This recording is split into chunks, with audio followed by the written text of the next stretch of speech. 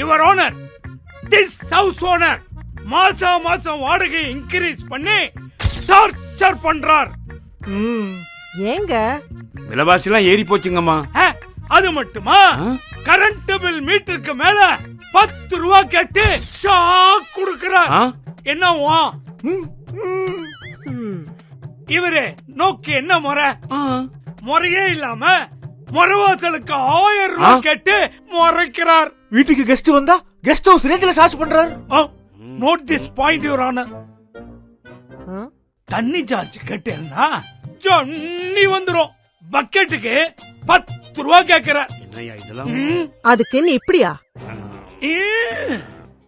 ஏன் இன்னும் வாடகை வீட்டுல இருக்கீங்க? சொந்த வீடு கட்ட வேண்டியது தானே? என் பட்ஜெட்ல இடம் இல்லையே.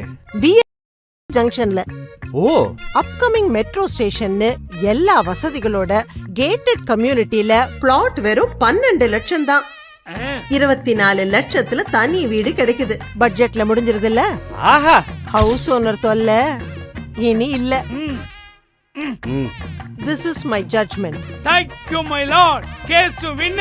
Yes. Peace done.